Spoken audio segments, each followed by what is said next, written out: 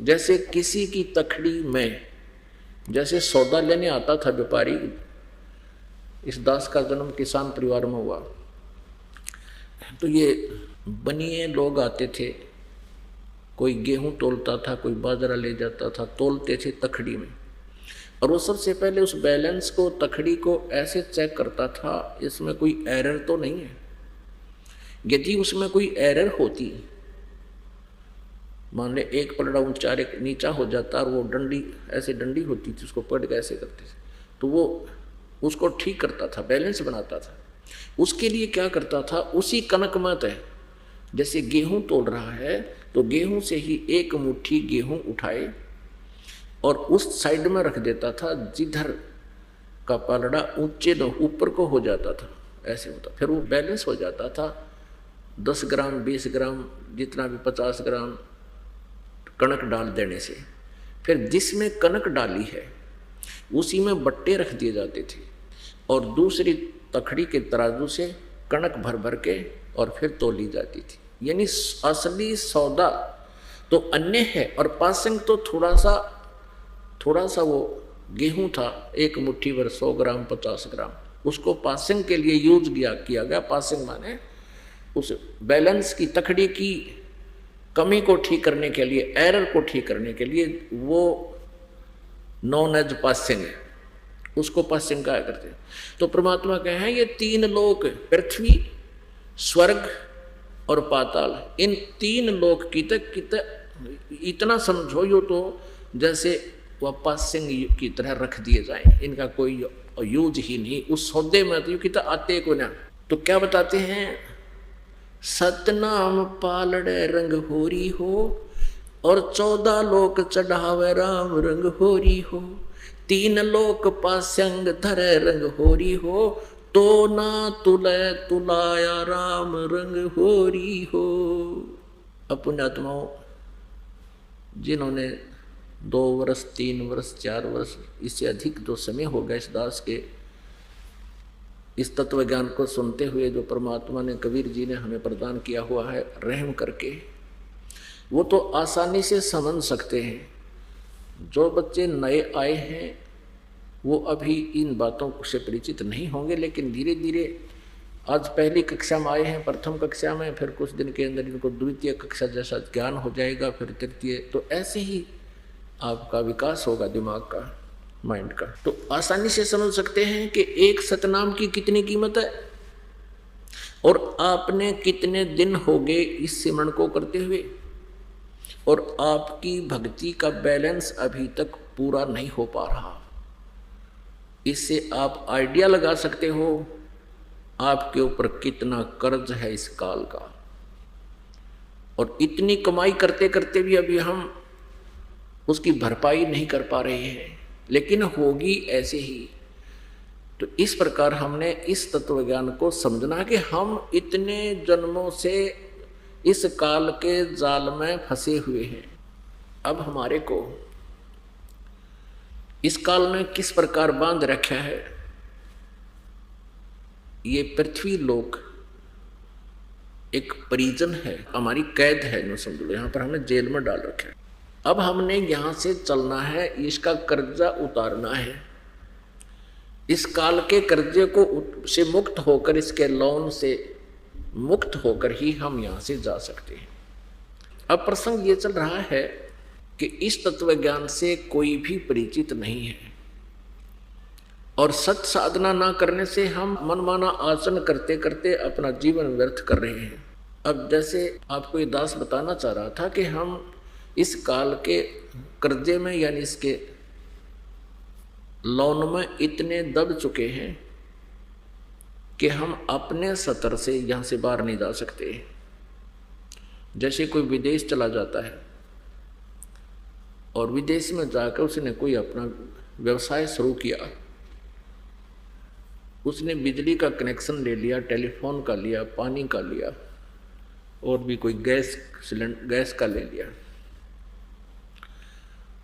और उसका बिजनेस किसी कारण से डिफेक्ट हो जाने से, ठीक से ना करने से वो फेल हो गया। तो वो उसका जो टैक्स वो देता था, जैसे बिजली का बिल भरता था, टेलीफोन का बिल भरता था, पानी का बिल भरता था, सरकार का टैक्स भी देता था, तो वो नहीं भर सका, तो उसकी सुविधाओं से उसको वंचित कर दिया गया, सब कनेक्शन कट गए। अब वो बिल्कुल ही कंडेम हो गया।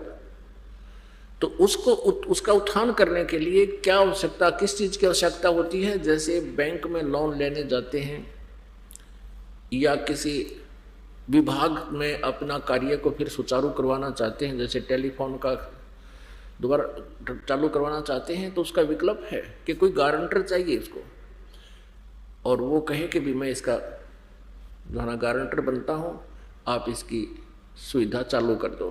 तो वो किसी भी आधार से उस गारंटर से चाहे पैसे दें या वैसे गारंटी लेकर चालू कर सकते हैं। तो वो उस विश्वास है तो वो कर सकते हैं। और फिर उसने सभी सुविधाएं वापस दिलवा दी किसी व्यक्ति ने गारंटर बनकर, तो फिर वो सुविधा प्राप्त होगी। जो व्यवसाय करता था, बिजनेसमैन था, तो उसने फिर अपनी मेहनत करके, अपने बिजनेस करके उस कर्जे को जो बैलेंस छोड़ रखा था जिस भी विभाग का, तो वो उसको दोबारा देना पड़ेगा। और जब वहाँ से कर्जा मुक्त हो जाएगा और यहाँ आने जोगी पूंजी भी उसके पास होगी, तभी वो स्वदेश आ सकता है। ऐसा ही जानो, आप सतलोक से यहाँ आगे गलती थे और यहाँ आकर के आपने भक्ति रूपी सौदा करना चाहा, लेकिन शास्त्र विधि त्याग का मनमाना आचरण करने लग गया आप, जिससे जो पूंजी आप सतलोक से पुण्य लेकर आए थे वो पुण्य आपके नष्ट हो गए, खत्म हो गए। यहाँ इस जहाज में बैठ कर यहाँ पहले तो स्वर्ग में रखा आपको, इसने आपको कति भक्तिहीन करा दिया, नीचे छोड़ा ही नहीं। वहाँ स्वर्ग क्या है? एक रेस्टोरेंट है। रेस्टोरेंट में वही व्यक्ति जाता है जो हिली स्टेशन होते हैं, जो पहाड़ी क्षेत्र हैं, वहाँ पर रेस्टोरेंट बने हैं। साहूकार पैसे वाले धनी व्यक्ति वहाँ जाते हैं, 50-60 हज़ार रुपये ले जाते हैं, 2-3 महीने गर्मियाँ वहाँ मौज मस्ती कराते हैं और पैसे बर्बाद हो जाते हैं, सब खत्म हो जाते हैं, खर्च हो जाते हैं। तो फिर वापस से अपने कर्म क्षेत्र में ही आते हैं। तो ऐसा वो स्वर्ग है। तो जब हम सतलोक से आए तो इसने हमें वहाँ स्वर्ग बना करके वहाँ रखा, ब्रह्मलोक में। ब्रह्मलोक से जब हमारे पुण्य कक्षीण हो गए तो फिर एक मिनी स्वर्ग बना रखा, स्वर्ग कॉमन स्वर्ग, उसमें पटक दिए। फिर रहे कहीं वहाँ हमारा झाड़ा ले लिया, हमारा पुण्य खत्म करवा दिए। फिर इसने पृथ्वी लोक पर पटक दिए कि ये पृथ्वी रही, इसने बाओ समारो, बो और खाओ, मरो और जियो, बिरान माटी करवा दी। और यहाँ फिर हमारे को उस सत साधना से अपरिचित करा दिया इसने, कि जिससे हमारे शुभ संस्कार बनने थे।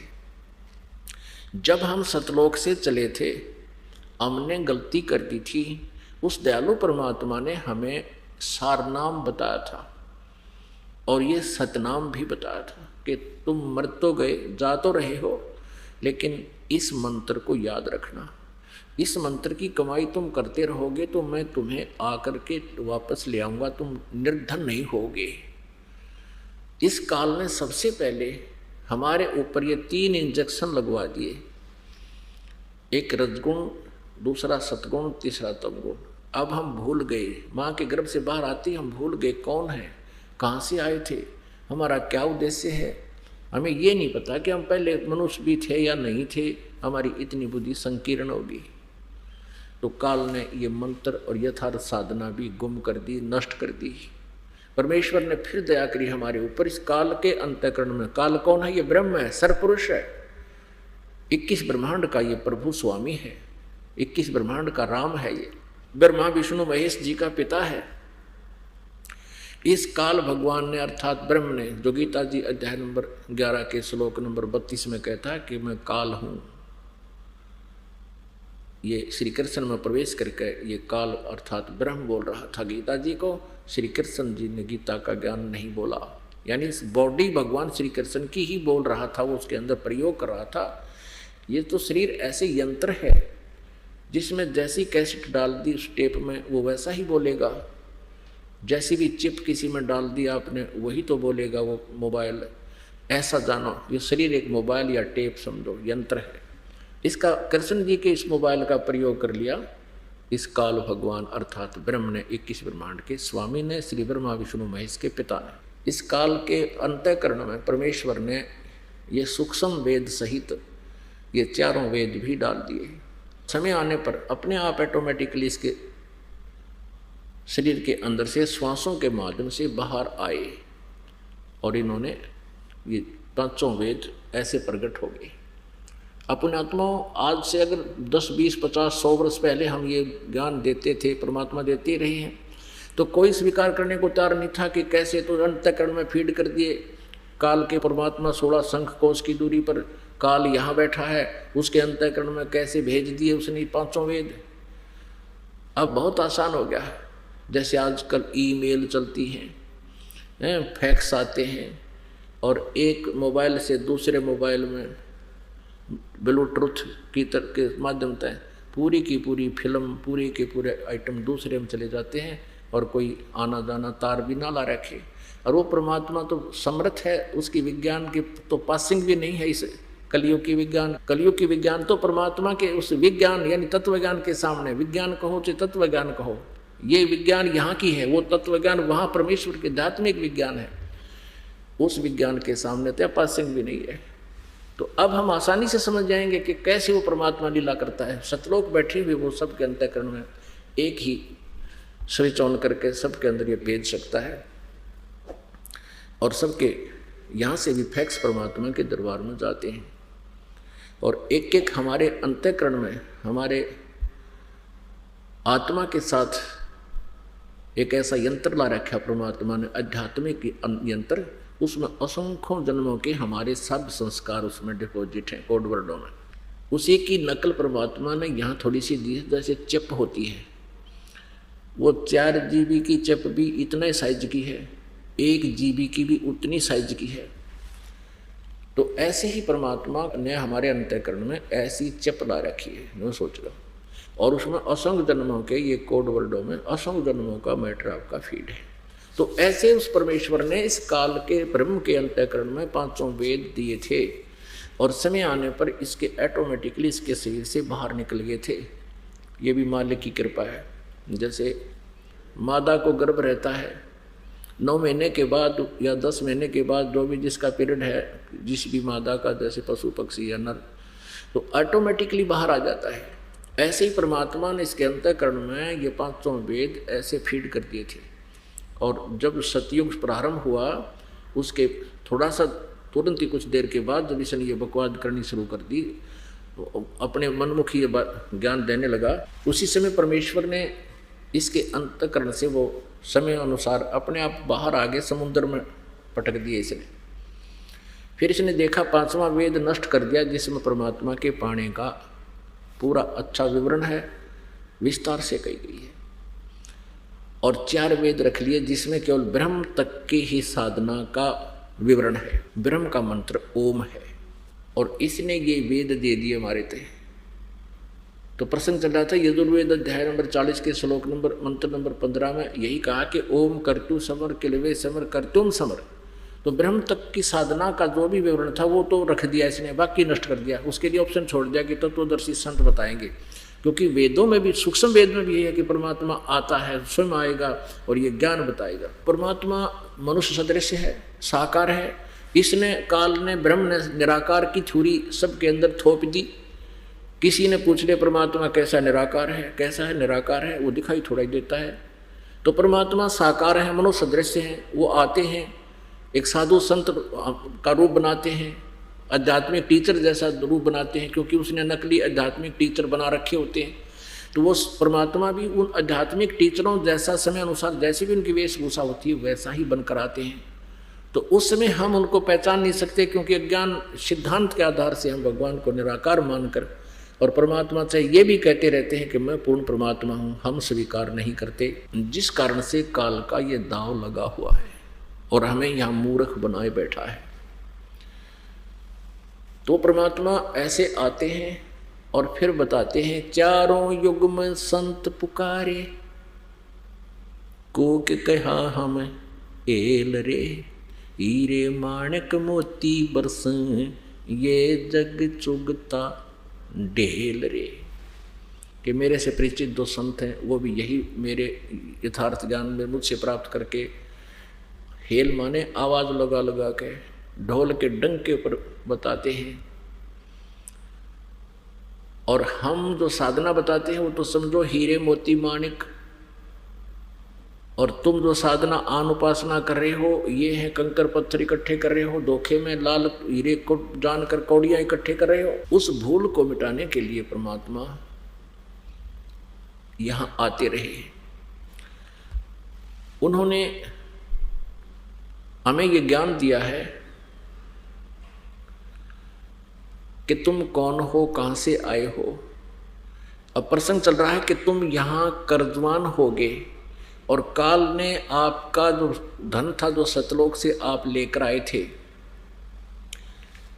आप पूर्ण रूप से आध्यात्मिक भक्ति से भरे हुए थे, आपके पास आध्यात्मिक धन बहुत घना था, और जितना तुम लेकर आए थे इतने ही आध्यात्मिक भक्ति के धनी तो आप जी बन जाओगे, तब सतलोक जा सकोगे। और उस भक्ति की शक्ति से ही आप वहां जाओगे। जो सत साधना आप करोगे आप जी को ये आपका धन भी ये जुड़ेगा और काल का कर्जा भी उतरेगा, इसका लोन हमारे सिर पर हो गया ये भी उतरेगा, और फिर जो शेष इतना बच जाएगा जितना हम लेकर आए थे, तब हम सतलोक जाएंगे। उसके लिए कितना परमात्मा ने दया बख्श दी, वो विधि बता दी जिससे आप धनी आसानी से शीघ्र बन जाओगे। सतनाम पालड़े रंग होरी हो, और 14 लोक चढ़ावे राम रंग होरी हो, 3 लोक पासंग धरे रंग होरी हो, तो ना तुले तुलाया राम रंग होरी हो। एक सांस का मंत्र सतनाम विधिवत सच्ची लगनते और विनम्रता के साथ, विशेष कसक के साथ, यानी ये सारी मर्यादाओं से जो करते हो इससे बहुत लाभ होता है। तो कितनी कीमत होगी एक सांस की, और आप कितने कर्जवान हो जो अभी तक भी आप ऊपर को नहीं उठ पा रहे हो। तो आखिरी सांस तक आप जी ने ये साधना करते ही रहना होगा। राम नाम रटते रहो, राम नाम रटते रहो, जब तक घट में प्राणे, कभू तो दीन दयाल के भनक पड़ेगी कान। आखिरी सांस तक है। और फिर आप सुनेगा मालिक आपकी कदे तो सुनाई होगी उसके दरबार में कभू तो ऐसे ही यजुर्वेद में कहा कि ओम कर्तु समर किलवे समर और कर्तुम समर भस्मांतम शरीरम। जब तेरा शरीर छूटकर अमृतम, जितना उस ओम के नाम से जितना भी अमृतो तुझे प्राप्त हो सकता है वो भी इस तरीके से होगा कि तेरा शरीर नष्ट होने तक, भस्म होने तक इस ओम नाम का जाप करते रहो। अब फिर उसने ऑप्शन छोड़ रखा कि उसको परमात्मा के सच्चिदानंद घन ब्रह्म के पाने का मार्ग तो तत्वदर्शी संत बताएगा। और अभी आपने सुना कि 17वें अध्याय के 23वें श्लोक में सच्चिदानंद घन के पाने का 3 मंत्र के जाप का निर्देश है। ओम, तत् और सत। तत् सांकेतिक है, और मंत्र है, अन्य मंत्र है वो, और सत भी अन्य मंत्र है। वो सत जो है वो सार नाम है, वो कोड वर्ड है सत। हमने सतलोक में जाने का, सच्चिदानंद घन ब्रह्म के पाने का, ये 3 नाम का जाप जपना है। और इसके अतिरिक्त ये तो है सतलोक जाने का। सतलोक में यानी यहाँ से चलकर ब्रह्मलोक जाएंगे, ब्रह्मलोक में अपना हिसाब करा के त्रिकुटी पर, ब्रह्मलोक से पहले त्रिकुटी पर, उसके बाद फिर हम इस अक्षर पुरुष के 7 संग ब्रह्मांडों को पार करके जाएंगे। उसका टैक्स देना है। वो तत्मंत्र जो सांकेतिक, उसका अकाउंट वहाँ दे देंगे। और सतमंत्र जिसको सारनाम बोलते हैं, ये भक्ति की शक्ति हमें सतलोक लेकर जाएगी। उससे पहले हमने जैसे त्रिकुटी क्या है, त्रिकुटी एक इंटरनेशनल एयरपोर्ट समझ लो, अंतरराष्ट्रीय हवाई अड्डा, जहाँ से दूसरे देशों को भी जो जहाँ जाना चाहता है वहाँ जा सकता है, वहाँ से फ्लाइट होती है। तो वहाँ त्रिकुटी तक पहुँचने से पहले हमने क्या क्या क्रियाएं करनी है। यानी इंटरनेशनल एयरपोर्ट पर हम उसी समय तो जाएंगे, लाभ होगा जब हमारे आगे का टिकट हो, पासपोर्ट बन गया हो, जाने की आज्ञा मिल गई उस देश से, हम अपने स्वदेश जाना चाहते हैं और जिस देश में रह रहे हैं उससे हमें जाने की आज्ञा अनुमति मिल चुकी हो, तभी हम जा सकते हैं। तो उससे पहले हमने क्या करना होता है कि जैसे नो ड्यू सर्टिफिकेट लेना होता है, एनओसी बोलते हैं उसको। तो उसके लिए जैसे बिजनेस खोल रखा है तो हमें सब स्टेट लेवल से प्रत्येक विभाग से, जैसे हम बिजनेस कर रहे थे तो किसी बैंक लोन ना होना चाहिए, कोई केस पेंडिंग ना होना चाहिए, तो ये सारी नो ड्यू सर्टिफिकेट लेनी है। तो हम यहाँ काल के लोक में रह रहे हैं और इस शरीर को पिंड बोलते हैं, पिंड संत लैंग्वेज में पिंड, और अंड कहते हैं ब्रह्मांड को। ब्रह्मांड कहो तो अंड कहो, क्योंकि ब्रह्मांड की जो शेप है, इसकी आकृति है एक अंडे जैसी है, इलिपिकल है, ये चारों तरफ से अंडे की तरह है ऐसे। तो इस ब्रह्मांड को अंड भी कहते हैं, अंडा, और इस शरीर को पिंड भी बोलते हैं। तो जो ब्रह्मांड के अंदर जो भी व्यवस्था है वो इस पिंड के अंदर भी है। अब इस शरीर को, पिंड को समझो एक टेलीविजन है और ब्रह्मांड समझो एक पूरा अक्षेत्र है। अब जैसे किसी टीवी चैनल पे कोई भी कार्यक्रम आप देख रहे हो, आपने उसको प्राप्त कर रखा, चैनल आपका ऑन है, वो चालू है, आप टैक्स वैक्स भर रखा आपने, उसका ले रखा कनेक्शन।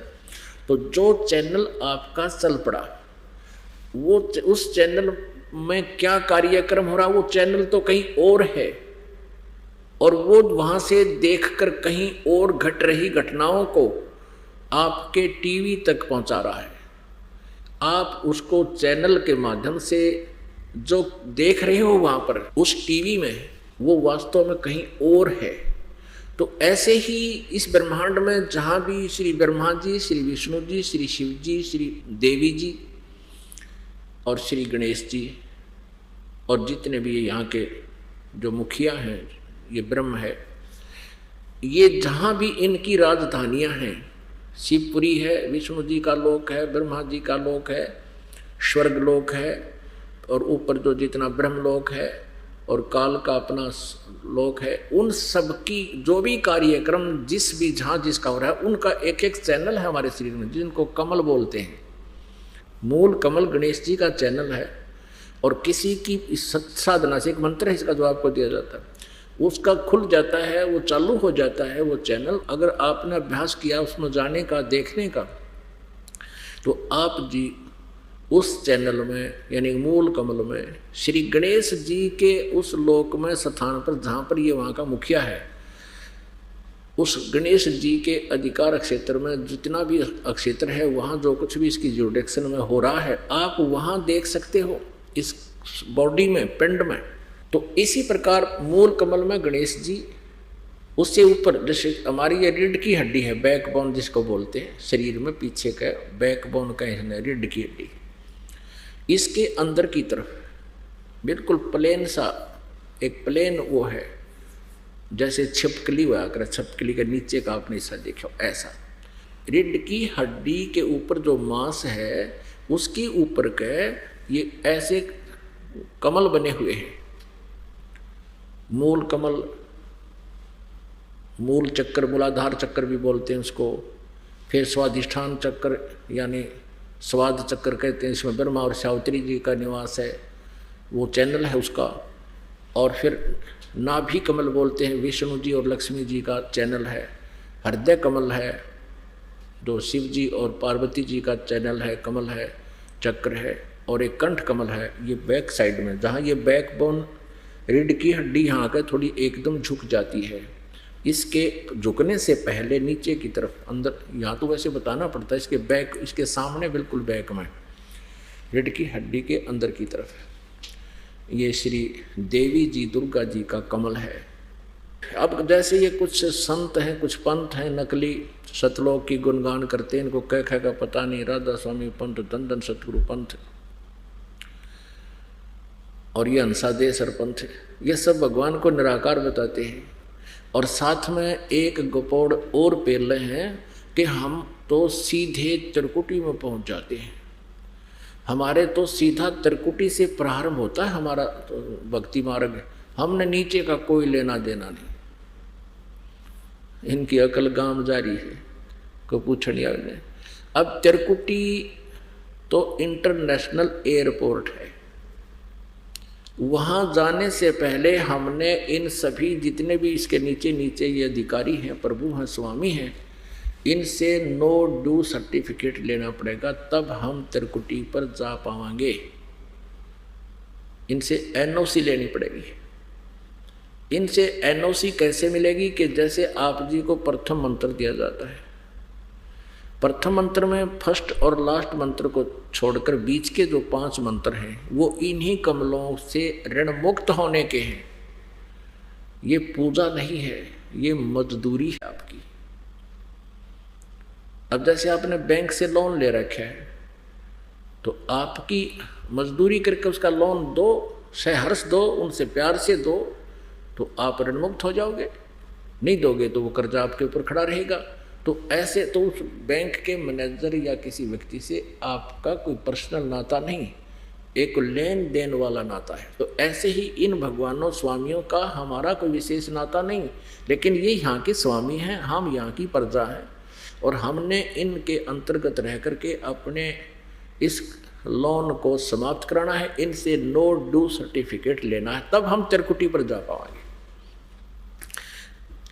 और बाकी एक कहने की बात है केवल मूर्ख बनाने की कि हम तो सीधे त्रिकुटी पर ध्यान लगाते हैं। ये ऋषि मर गए त्रिकुटी पर ध्यान ला ला के, आज तक की तक ठिकाना नहीं इनका। झूठा ज्ञान है, ज्ञान ही झूठा है। राधा स्वामी पंथ और धन धन सतगुरु पंथाड़िया का ये ध्यान कहाँ लगाएंगे? ये मूर्ख बना रहे आप जी को। आपको कितनी बार दिखाया इनका ज्ञान। सतनाम पर घाटा जोड़ रहे, यही सतनाम सार नाम भी इसको कहते हैं, सतलोक भी सतनाम को कहते हैं, सार शब्द भी सतनाम, सतपुरुष भी सतनाम को कहते हैं। ये सार वचन वार्तिक और वचन नंबर 2, 3 और 4 में कति क्लियर कर रखे इन्होंने अपना ज्ञान। ये कितने अज्ञानी थे, जिनका ज्ञान इतना नकली है तो ये समाधि लाओ 2.5 घंटे, ये केवल अपना जीवन नष्ट कर रहे हैं। अब जो ये कहते हैं कि हम तो सीधे त्रिकुटी पर पहुंच जाते हैं, यह त्रिकुटी कोई बरवाला का बस स्टैंड नहीं है कि पैदल चला गया तो पहुंच गया, रिक्शा कर ली तो पहुंच गया, बड़का खेल नहीं है। वहां जाने से पहले हमने इन 5 नामों का जाप करना पड़ेगा। और ये केवल 5 नामा बगाटा जोड़ रहे हैं, और वो 5 भी काल के नकली, ओंकार, रंकार, ज्योत निरंजन, सारे काल के। और सोम सुन दिया कबीर जी की वाणी में कि सोम, और सतनाम भी नाम बता दिया। सतनाम ने भी ये मंत्र बता रहे हैं, गेला जपण का, जैसे ओम जपना है ओंकार के उसने। तो ये अज्ञान संग्रह इन लोगों का, मनमुख आचरण। तो वो 5 नाम भी जो श्री गुरु ग्रंथ साहिब में 5 शब्दों की धुनकार बताई है, वो शब्द भी ये है जो दास आपको दे रहा है। तो इन 5 नामों के जाप से आपका कर्जा मुक्त होगा गणेश जी से। जब आप यहाँ से चलोगे, आपका किया हुआ ये भक्ति मार्ग साधना ऑटोमेटिक इनके दरबार में डिपॉजिट पाओगे। और ये देवता हैं, और देवता यहाँ के कलर का कैसे कोई ना कुड़ा के में उड़ा कर बैठ जाएंगे। जो आपका जो का त्यों पाओगा एज इट इज रखा पाओगा। और जिसका कर्जा मुक्त हो गया, जब भी आप शरीर छोड़कर चलोगे, आप एकदम मूल कमल में जाओगे। इन औरों की तरह नहीं मरोगे जो बिरान माटी होगा मरे हैं और चेत हो जाए, बुरा हाल हो जाता। नहीं, आपको ऐसा होगा जैसे सोपन हो गया, और मूल कमल में जाओगे, तुरंत आपको नो ड्यू सर्टिफिकेट वहाँ पर मिलेगा आपको ऑटोमेटिक। और फिर ब्रह्मा जी के लोक में, फिर विष्णु जी के लोक में, फिर शिव जी के लोक में कमल में, फिर त्रिकुटी में, यहाँ होंगे कंठ कमल में। यहाँ से हम सीधे फिर त्रिकुटी पर पहुँचेंगे। अपने आत्माओं, जब हम त्रिकुटी पर पहुंच जाएंगे तब इस 3 मंत्र के जाप भक्ति का रोल प्रारंभ होगा। यहाँ तक त्रिकुटी तक आने से पहले तो इन 5 मंत्रों का, ये 2 मंत्र आपको इसलिए एक्स्ट्रा दिए जाते हैं ये परमात्मा के मंत्र हैं, पूर्ण परमात्मा के। इनका भी फिर कन्वर्ट कर दिया जाएगा आपको सतनाम के साथ, इसके क्रेडिट आपका साथ जोड़ दिया जाएगा। तो फिर आप ऊपर आओगे, त्रिकुटी में पहुंचोगे, तो वहां परमात्मा आपको मिलेगा इस दास के रूप में। वहां काल डंडी मार जाता है, वहां काल सोचता है चल यहाँ तक तो आगे कोई बात नहीं, इनकी कमाई अभी इनको ले डूबेगा कितने। तो वहाँ बहुत ज़बरदस्त जैसे एक मेला लगा हुआ होता है, कहीं मेले देखे हो, कितने कोई नाच रहा है, कोई डांस कर रहा है, कोई बंदर नचा रहा है, कोई रीछ नचा रहा है, कितने सांग होने लग रहे हैं, कोई कुछ जादूगरी दिखा रहा है। तो वहाँ जो उद्देश्य से जो व्यक्ति गया है वो उद्देश्य ना भूल जावे, और उनके नाच गाने खेल के जेब में पैसे हैं, पैसे से वहाँ सब टेंट लगे होते हैं, टैक्स टिकट लगी होती है, तो सर्कस हो रहे। तो वहाँ परमात्मा आएगा इस दास के रूप में, नूरी रूप बना के। नूरी मीन तेज पुंज के शरीर में होगा, एचडी जागृति होगी, सुंदर शरीर होगा और बहुत हल्के तेज पुंज का होगा। उसको देख करके आप जी ने तुरंत जैसे अब आपका भाव है, और आप कहीं बाजार में हो या कहीं मेले में गए हो या कहीं यात्रा में जा रहे हो, और आपको कहीं ये दास खड़ा मिल जाए कि गुरुजी वहाँ वो खड़े, पता लगते ही आप बस छोड़कर भाग लोगे, वो गुरुजी के दर्शन करने जाते हैं। तो वो स्वभाव अगर आपका सही है, आपके हृदय में जगह है। अब ये जो रिहर्सल आपकी कराई जा रही है ये फाइनल एग्जाम के लिए है। अब जैसे यहाँ कई बैठे रहते हैं, दर्शनार्थ भी ना आते, जब दर्शन शुरू होते हैं तो भगतजन शिकायत करते हैं जी वो बैठे हैं जैसे आम दिनों में समागम से अतिरिक्त, तो वो आ नहीं रहे, कह भी दिया हमने, कहते हैं सामने देख लेंगे। तो वो अभी बालक हैं। तो इस तरह जो रिहर्सल आप कर रहे हो ये फेल होने की, और आवाज़ लग जाती है दर्शन की, तो तुरंत आपके उमंग हो कब दाव लगे दर्शन करें भगवान गुरु जी का। तो इस तरह की जो आपके अंदर तड़फ है, जैसे गुरुजन बाहर आते हैं अपने स्थान से तो श्रद्धालु और अन्य भी ऐसे ही करते हैं, गुरुजी आगे ऐसे देखते हैं, क्योंकि रिहर्सल बराबर है, वो नकली भी इन्हें सांग जोड़ रहे हैं और असली भी ऐसा ही होता है। तो उनकी भी वही आस्था है कि गुरुजी के दर्शन हो गए, हो कहाँ खड़े हैं वो खड़े। तो ये कसक भगत की होनी चाहिए और ये वहाँ काम करेगी। अब वो नकली जैसे और साधना कर रहे हैं, मान ले किसी की पिछली पुण्य कमाई शेष रह रही है, कुछ ऐसी पुण्यात्मा है जैसे संत बन गए हैं राधा स्वामी पंथ के या अन्य किसी पंथ के नकली, ये पिछले जन्मांतर के पुण्यकर्मी प्राणी हैं, और ये जीवन ये बहुत ठाठ बाट से व्यतीत कर जाते हैं, लाखों लोगों को चिपकाए बैठे हैं। जब इनकी मृत्यु होगी ये भी त्रिकुटी पर जाएंगे। अगर इनकी कोई पिछली शेष रह जाती है कुछ एक की कमाई इतनी, क्योंकि असंख्य जन्मों से, और ये कौन है, ये वही आत्मा, अच्छी आत्मा जो कभी परमात्मा कबीर जी के शिष्य रहे हैं, और उन्होंने इस सत साधना इस पीक टाइप में की है।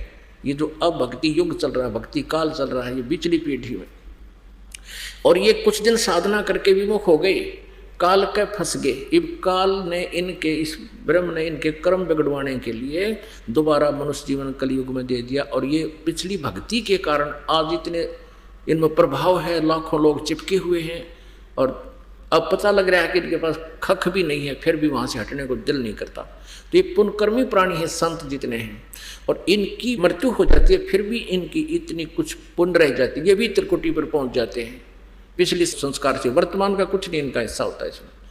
तो वहाँ काल भी आता है, एक तो उन्हीं के गुरु का रूप बना कर आएगा, वो तो उनको ले जाएगा, फिर चाहे नरक में डालने हो नरक में डाल देगा, और कहीं डालने वहाँ डाल देगा। तो ऐसे, और त्रिकुटी पर वैसे सभी प्राणी एक बार त्रिकुटी पर जाते हैं। जैसे कोई साधना कर रहा है, जैसे ओम नाम की कर रहा है, या इस जैसे हम आपको देते हैं ये 7 नाम, इनमें 5 नाम हैं इनके, ब्रह्मा विष्णु महेश के, तो इनकी भी साधना जो कर रहे हैं ये भी एक बार त्रिकुटी पर जाते हैं। त्रिकुटी से 3 रास्ते बन जाते हैं। एक जाता है धर्मराज के लोक की तरफ, सबसे पहले उनका अकाउंट दिया जाता है, पुण्य और पाप का हिसाब होता है।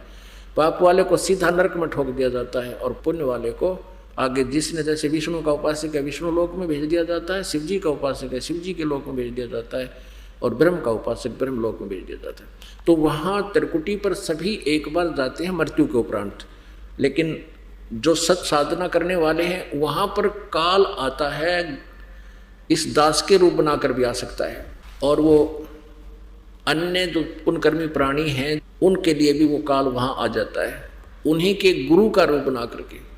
तो वहाँ आपने सबसे पहले जैसे गुरुजी आते हैं सिमरन अवश्य करना है। सतनाम का जैसे प्रणाम करते हो दंडवत, तो कोशिश करो कि एक सिमरन आपका सतनाम का अवश्य हो जाए।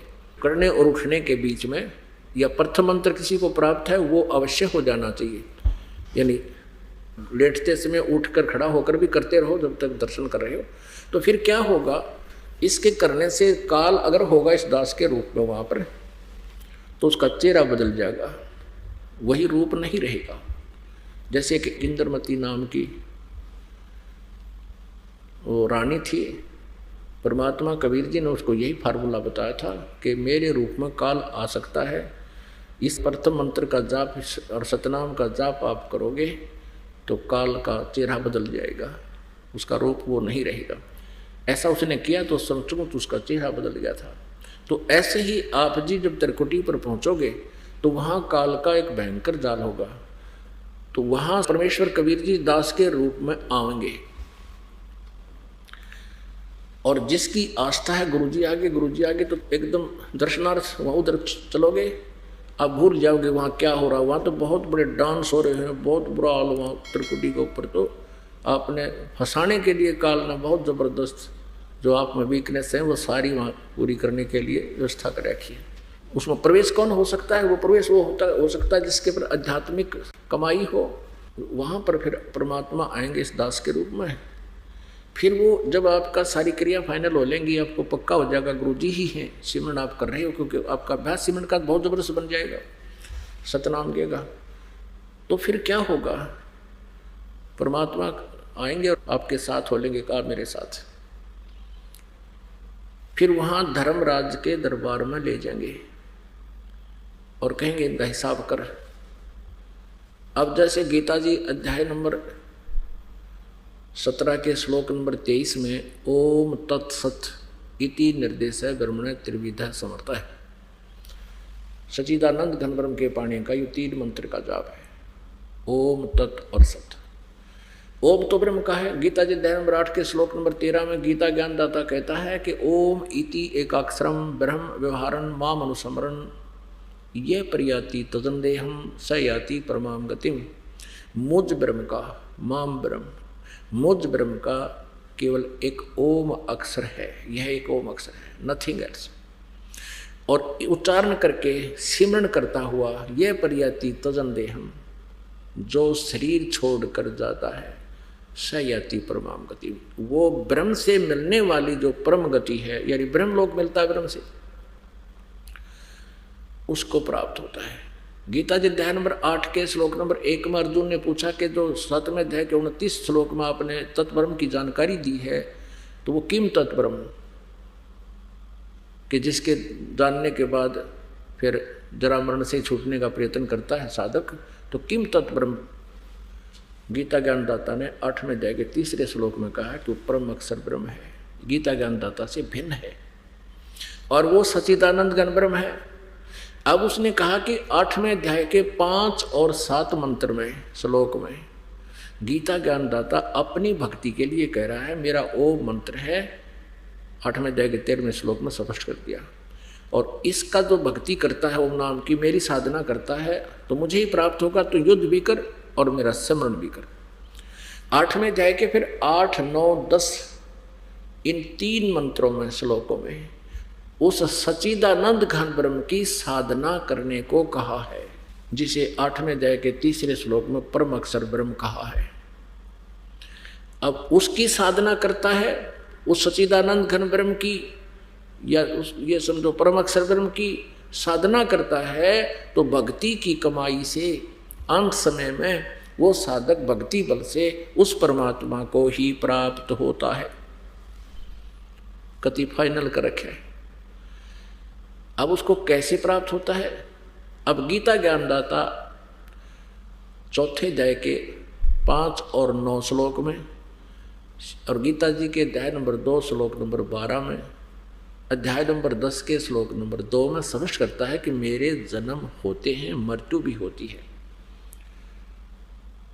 तू नहीं जानता अर्जुन, मैं जानता हूँ, मेरे कर्म दिव्य हैं, मेरे जन्म भी दिव्य हैं।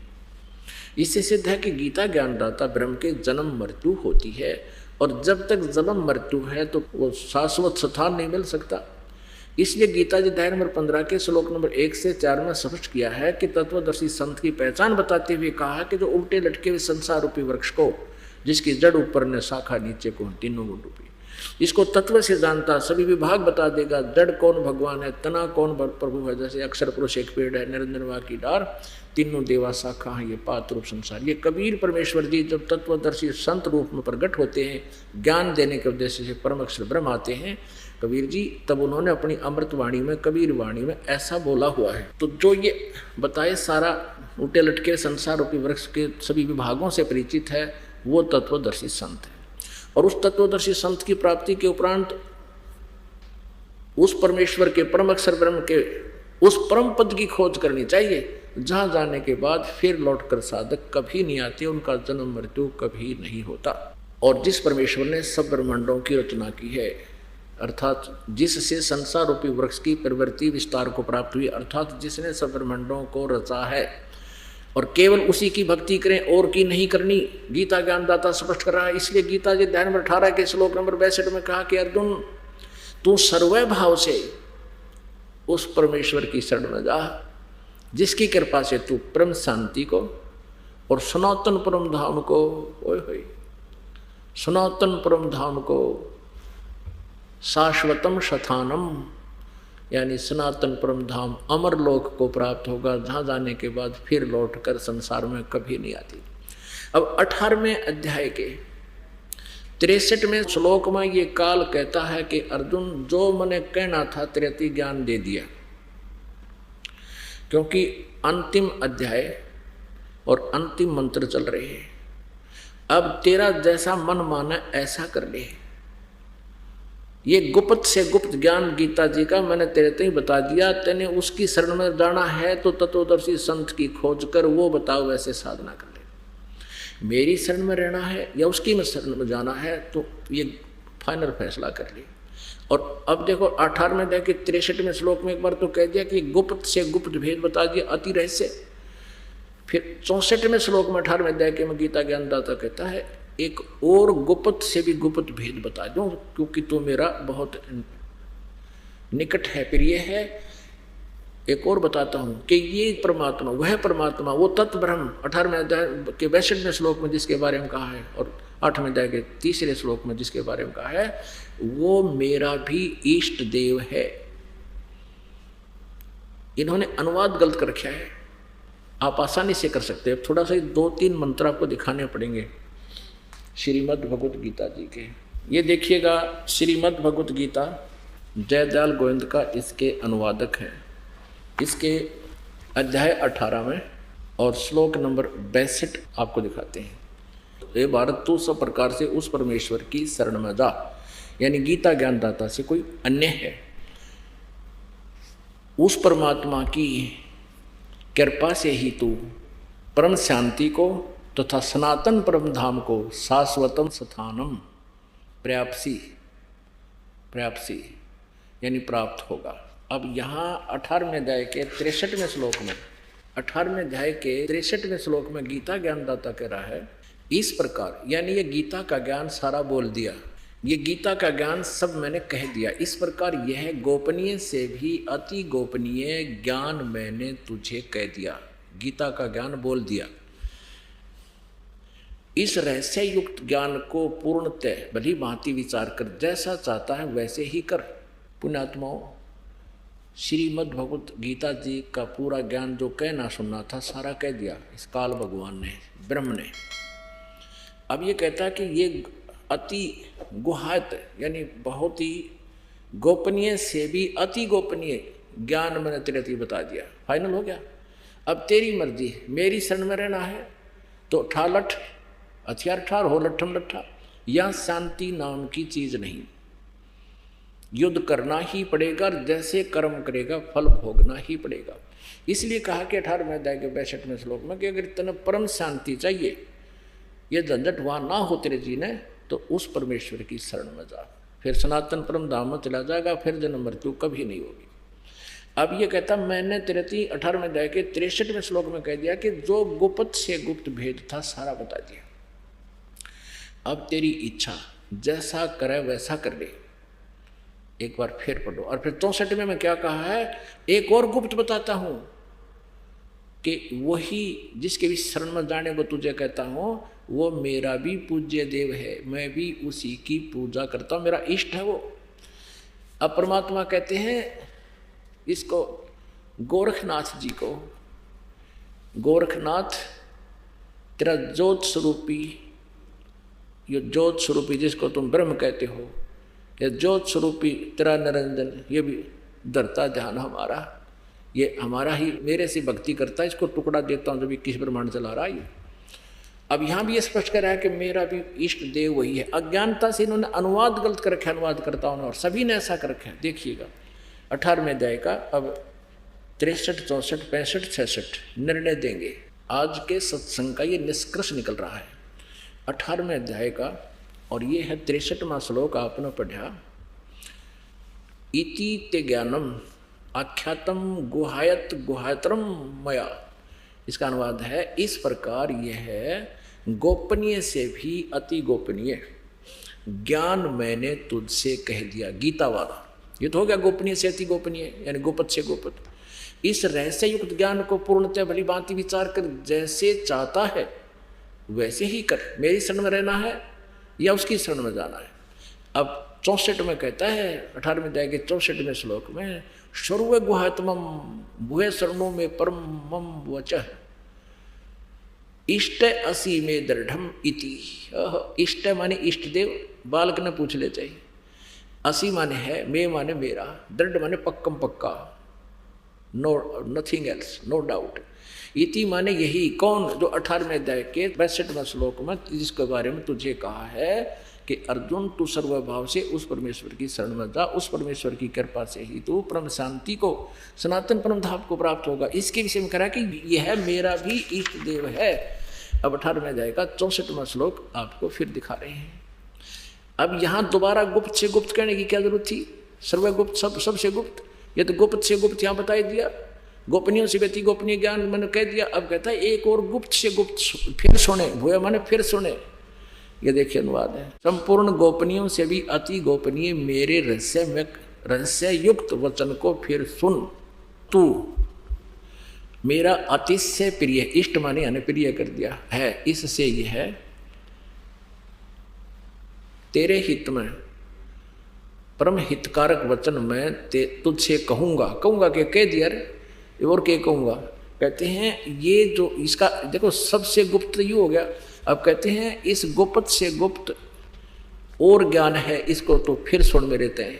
इष्ट असी में दृढ़ इति, जो 18वें अध्याय के 62वें श्लोक में कहा कि उसकी शरण में जा, उसकी कृपा से तो परम शांति को प्राप्त होगा, और वो मेरा भी पूज्य देव है, मैं भी उसी की भक्ति करता हूँ, और ये तेरे हित में कह रहा हूँ, ये तेरे हित में बोलूँगा। ये बता दिया मैंने, आज तक किसी को नहीं ज्ञान दिया, इतना गुप्त है ये। यहाँ तो इसलिए यहाँ इन्होंने अनुवाद कर दिया गलत कि तू मेरा प्रिय है। प्रिय खड़े के जिक्र था। इष्ट ऐसी में दृढ़मिति, इति माने वही जो 18वें अध्याय का 62वें श्लोक में जिसके विषय मैं कह रहा हूँ, जो मेरा भी पूज्य देव है। अब फिर इन 65वें श्लोक में क्या कहा है, अगीब देख ले। 65वें श्लोक में मुझ में मन वाला हो, अगर मेरी भक्ति करनी है तो मुझ में मन वाला हो, मेरा भक्त बन, मेरा पूजन करने वाला हो, मुझको प्रणाम कर। ऐसा करने से मुझे ही प्राप्त होगा। तुझसे ये मैं सत्य प्रतिज्ञा करता हूँ, क्योंकि तू मेरा अत्यंत प्रिय है। प्रिय ताड़ा आ गया, ये सही है, प्रिय है। अब 18वें अध्याय के 66वें श्लोक के लिए ये 2 घंटे की भूमिका बनाई है। अब ये करेगा क्लियर आज के सत्संग को। क्या कहता है काल गीता ज्ञानदाता, सर्वधर्मान परित्यज माम एकम शरणम वर्ज अहम तवा सर्व पापे भ्यामोक्षामि मा शुच। इन्होंने अनुवाद गलत कर दिया। ये क्या कहना चाहता है कि यदि तूने उस परमेश्वर की शरण में जाना है, 18वें अध्याय के 62वें श्लोक में मैंने कहा उसकी शरण में जा, तो उसकी शरण में जाना है तो क्या करना है, सर्वधर्मान परित्यज माम। माम माने मेरे सत्र की जितने भी ओम नाम की जो पूजाएं हैं, आध्यात्मिक जो अनुष्ठान हैं, यज्ञ आदि की हैं, सर्वधर्मान सभी धार्मिक पूजाओं को, मेरे सतर की जो धार्मिक क्रियाएं हैं, पूजा है, भक्ति है, वो मुझे दे दे। प्रीतज माम मुझको छोड़ दे। एकम शरणम व्रज, एकम माने उस सर्वशक्तिमान जिसके बराबर दूसरा ना हो, अद्वितीय सचिदानंद घन ब्रह्म परमेश्वर की शरण में। वर्ज माने जा। इन्होंने अनुवाद गलत कर दिया, वर्ज का अर्थ आजा कर रखा, मेरी शरण में आजा। अर्जुन दूसरे अध्याय के 7वें श्लोक में कह रहा है कि मैं आपकी शरण में हूँ। अब के टट्टू आ जाए इसकी शरण में, पहले ही हो तो देखो। अब दूसरे अध्याय का 7वां श्लोक देखो, श्रीमद् भगवत गीता अध्याय नंबर 2 का और श्लोक नंबर 7 यहाँ पर देखो। ये 7वां श्लोक है। कायरता रूप दोष से उपहत हुए स्वभाव वाला तथा धर्म के विषय में मोहित हुआ मैं आपसे पूछता हूँ। अर्जुन कह रहे, जो साधन निश्चित कल्याणकारक हो वह मेरे लिए कहिए, क्योंकि मैं आपका शिष्य हूँ, इसलिए आपके शरण हुए मुझको शिक्षा दीजिए। अब शरण में यो पहले ही था इसकी शरण में, तो अब ने कहा भगवान उसकी अपनी शरण में आने को कह रहा है। ये तो पहले कह मैं आपकी शरण में हूँ, आगे क्या गया था। ये देखिए 18वें अध्याय का अब 66वां श्लोक हम फिर देखेंगे। श्रीमद् भगवत गीता अध्याय नंबर 18 का श्लोक नंबर 66। सर्वधर्मान प्रीतज माम, मेरे सतर की सभी धार्मिक पूजाओं को मुझ में त्याग कह। एकम शरणम व्रज, उस सर्वशक्ति जिसके बराबर दूसरा ना हो, सचिदानंद घन ब्रह्म अद्वितीय सर्वशक्तिमान परमात्मा की शरण में। व्रज माने जा। अहम तवा सर्व पापे भय मोक्षामी, मैं तुझे सब उन पापों से मुक्त कर दूंगा, तू चिंता ना करे, माँ सोचे। अब ये देखना इन्होंने क्या किया है। सर्वधर्मान प्रीतज, संपूर्ण धर्मों अर्थात संपूर्ण कर्तव्यों कर्मों को मुझ में त्याग कर तू केवल एक, अब देखो, मुझ सर्वशक्तिमान सर्वधार परमेश्वर की शरण में वर्द माने आ जा। तेरे की अज्ञानी वृंद थे ये सभी जो अनुवाद कर रहे हैं, गलत कर रहे हैं सभी, आज तक जिन्होंने अनुवाद किया सब ऐसा ही अड़ंगा कर रखा है। अब गीता ज्ञानदाता कहता मैं तुझे संपूर्ण पापों से मुक्त कर दूंगा, तू शोक मत कर। आज के सत्संग का निष्कर्ष ये है पुण्यात्माओं, अब जो 3 मंत्र का जाप हम करते हैं, अब यहाँ तक तो आपको बता दिया, ब्रह्मा विष्णु महेश की जो साधना हम करते रहे, इनका कर्जा उतर गया, इन्होंने NOC दे दी, हम त्रिकुटी पा गए। त्रिकुटी पर वहाँ 3 रास्ते हो जाते हैं और मृत्यु के उपरांत सभी प्राणी त्रिकुटी पर ही जाते हैं। वो जो जिस भी इष्ट की, जैसे ब्रह्मा विष्णु महेश की पूजा करने वाले पहले धर्मराज के दरबार में जाना होता है, यहाँ का न्यायाधीश, वो फिर उनका निर्णय करता है किसके पुण्य हैं किसके पाप हैं, कहाँ की इसका पासपोर्ट है, कौन सी देव की पूजा किए हुए। धर्मराज के दरबार में जाने से पहले परमात्मा इस दास के रूप में आपके समक्ष आ जाएगा और आपको गुरुजी दिखेंगे, जैसा भाव आपका ऐसे ही आप पीछे पीछे बोलोगे गुरुजी कहाँ जा रहे हैं कहाँ जा रहे हैं, यानी ज़्यादा अधिक भी हो सकते हैं उस दिन, एकाध भी हो सकता है, तो सारे साथ साथ आप गुरुजी के साथ हो लोगे, प्रणाम करोगे, आशीर्वाद लोगे और फिर कहाँ जाना भी, चलो आपका पासपोर्ट बनवाते हैं। तो धर्मराज के दरबार में जाएंगे और वहाँ आपका ओम नाम के जाप की जो कमाई होगी, साधना है, वो इस धर्मराज को यानी काल को, ब्रह्म को दे देंगे, या इसकी पूजा है इसको छोड़ देंगे, फिर ये हमें सभी पापों से मुक्त कर देगा। जो गधे कुत्ते बनाकर हमें तंग करता था ये नहीं करेगा, क्योंकि इसकी सारा अकाउंट क्लियर हो जाएगा और पाप नाश परमात्मा कर देगा। परमात्मा की भक्ति में हमारे पापों का नाश करने